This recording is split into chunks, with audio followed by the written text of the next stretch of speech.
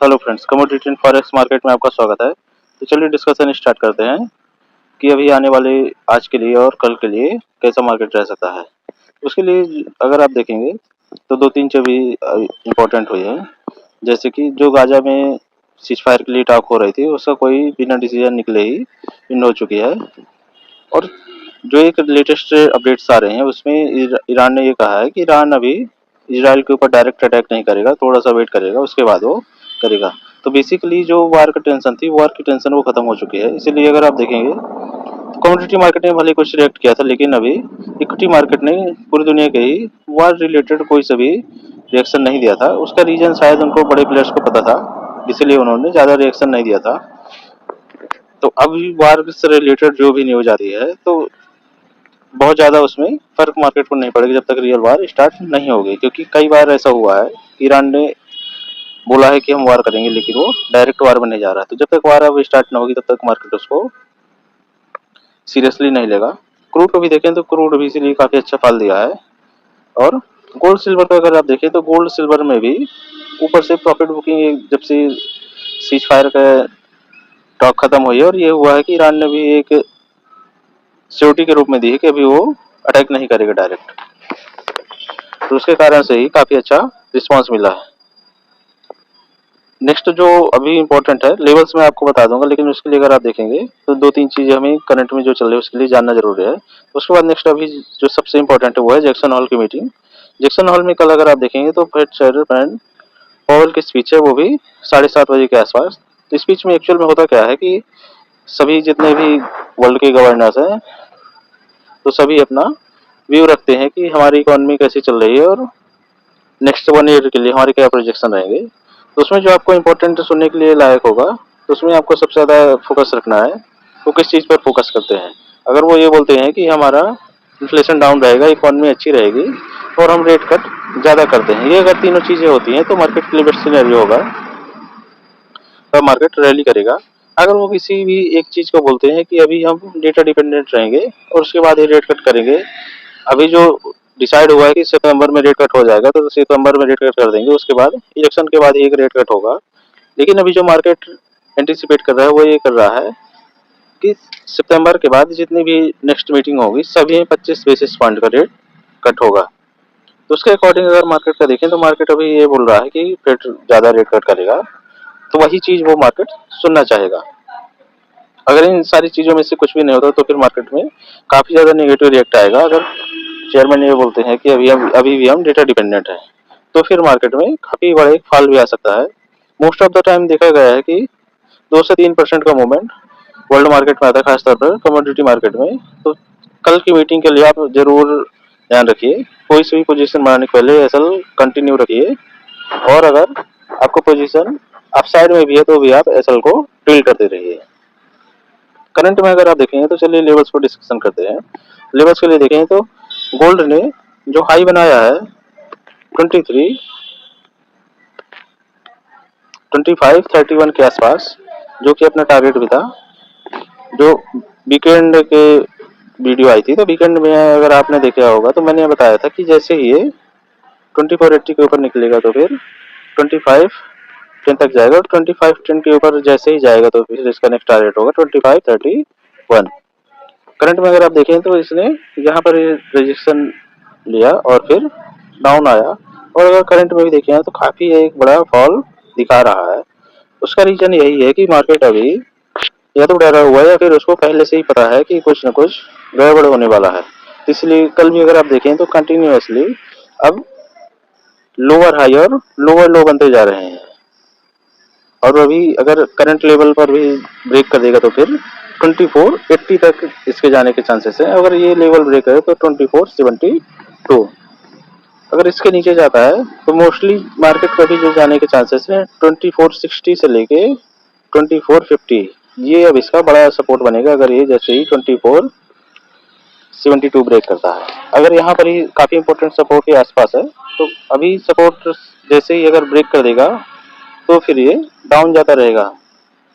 Down side में अगर आप देखेंगे तो डाउन साइड में अगर ये 50 को भी ब्रेक कर देता तो फिर 45 नेक्स्ट लेवल है और उसके बाद 2419 देन 2387। तो यहाँ तक के हमें टारगेट अभी मिल सकते हैं। क्योंकि काफ़ी बड़ा इवेंट होगा, तो उसमें अगर आप देखें तो आपको अप साइड के और डाउन साइड के लेवल्स मालूम होने चाहिए।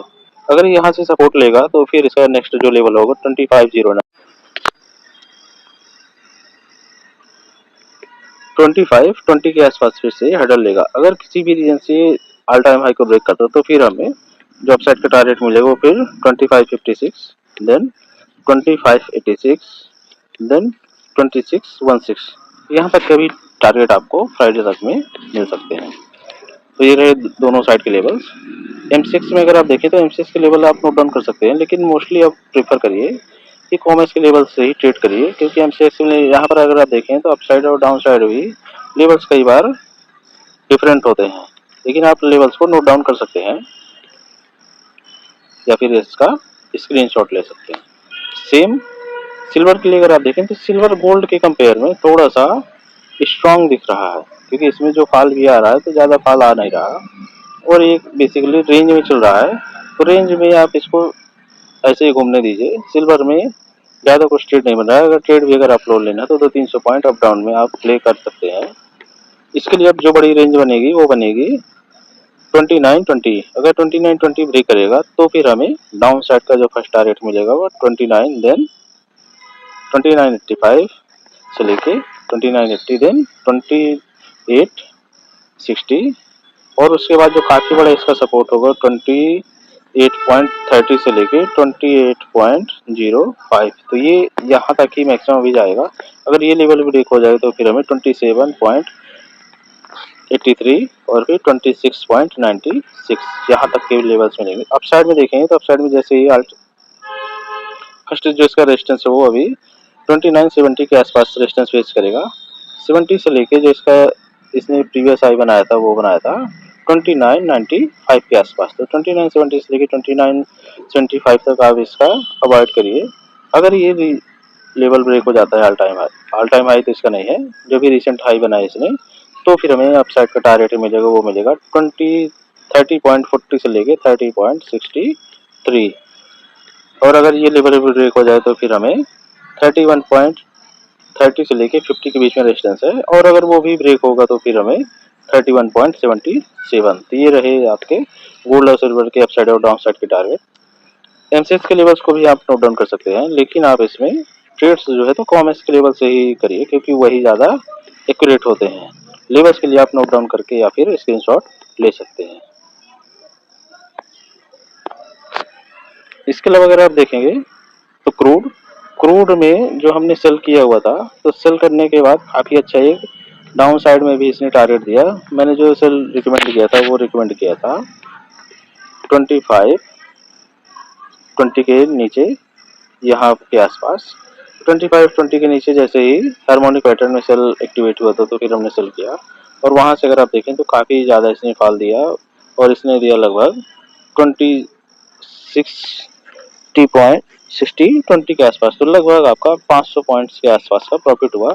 और यहाँ से ये सपोर्ट ले रहा है, तो अगर ये जैसे ही सपोर्ट ले रहा है तो इसका जो अपसाइड, और यहाँ पर हमने बाई भी किया है, यहाँ पर आप फिर से बाई भी कर सकते हैं। अपसाइड का जो इसका फर्स्ट टारगेट होगा वो होगा 6194, देन 6314, और अगर ये लेवल ब्रेक होगा यहाँ पर इसका रेजिस्टेंस है तो एक बार एक प्रॉफिट बुक करिए 6310 से लेके 6340 के बीच में।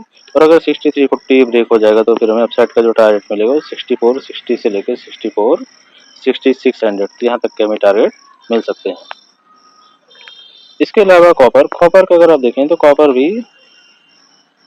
कॉपर ने ही सबसे पहले एक वीकनेस दिखाई है।